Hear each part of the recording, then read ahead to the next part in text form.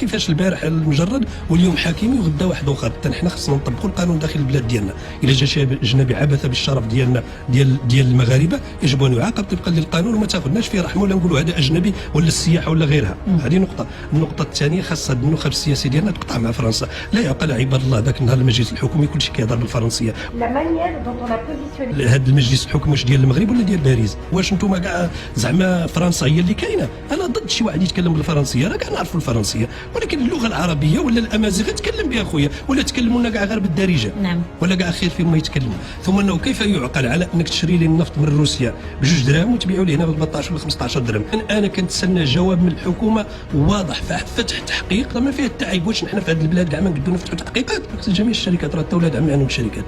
يعني كنقصد المجموعه كامل اللي كيستورد. نعم. من هاد الناس هادو كاملين يجاوبونا شكون هاد الشركات اللي يجيبوا النفط من روسيا ضاربين الاوراق يقولوا هم لنا.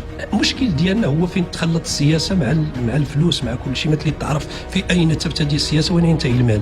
راه ما يمكنليش نكون انا رئيس حكومه وفي نفس الوقت مدبر لقطاعات معينه وغادي نجي هنايا وندافع على هنايا ولا نعارض هنايا.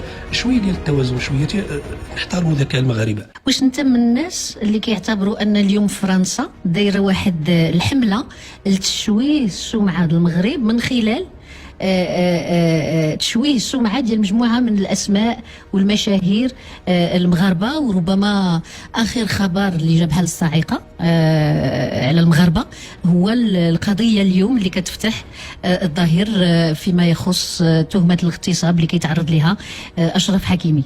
وطبعا هذا اللي يحتاج الى فهم ولا يحتاج الى استيعاب، ولا باش نكونوا مطورين ولا ذكيه باش نفهموا الموضوع.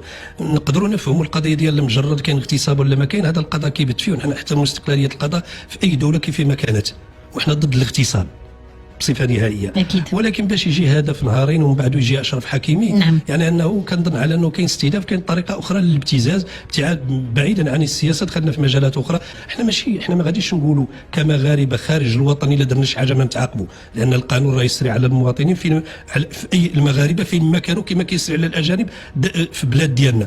اذا احنا ماشي ضد هذا الشيء، ولكن ملي كيتكرر يثير الشك. كيفاش البارح المجرد واليوم حكيمي وغدا واحد اخر. اذا كاين نوع من الابتزاز اليوم كتمارسوا فرنسا، وللاسف الشديد هذا النوع من الابتزاز اللي كتمارسوا فرنسا غادي يعطينا جوج الحوايج انا كنقولهم لك اليوم.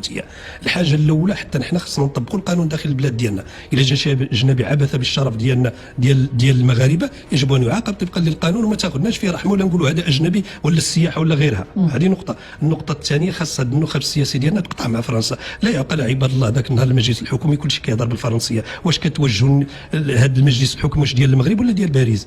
اذا شويه واك تكبروا. واش انتم كاع زعما فرنسا هي اللي كاينه؟ انا ضد شي واحد يتكلم بالفرنسيه، راه كاع نعرفوا الفرنسيه، ولكن اللغه العربيه ولا الامازيغ تكلم بها خويا، ولا تكلموا لنا كاع غير بالدارجه. نعم. ولا كاع خير فيهم ما يتكلموا، احسن لهم كاع ما يتكلموا. ودابا حنا كنقولوا ما كيتواصلوش، وانت اليوم كتقول لنا ما يتكلموا كاع. حيت الا تكلموا غير اش كيقولوا، راه التواصل فن.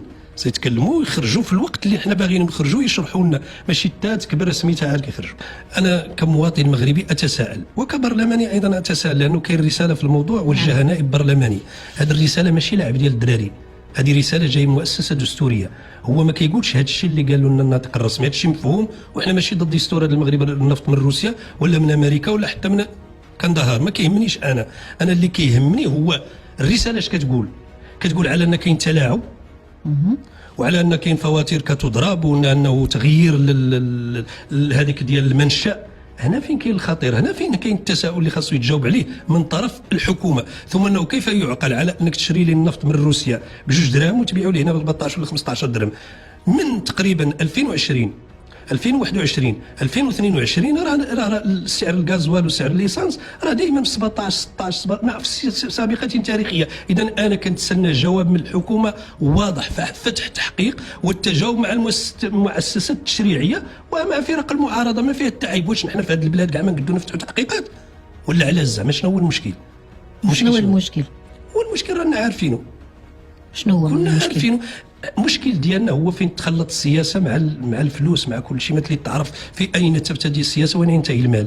راه ما يمكنليش نكون انا رئيس حكومه وفي نفس الوقت مدبر لقطاعات معينه وغادي نجي هنايا وندافع على هنايا ولا نعارض هنايا. شويه ديال التوازن، شويه نحترموا ذكاء المغاربه. ما يمكنليش انا نجاوب على، ما يمكنلكش تنتظر من الحكومه تجاوب على هذا السؤال هذا. وانا لا اقصد شركه رئيس الحكومه، اقصد جميع الشركات، راه الدوله دعم عنهم الشركات. يعني كنقصد المجموعه كامل اللي كيستورد. نعم. من هاد الناس هادو كاملين يجاوبونا شكون هاد الشركات اللي يجيبوا النفط من روسيا ضاربين الاوراق يقولوهم لنا. هذا هو اللي بغيت انا، يكون اللي بغى يكون.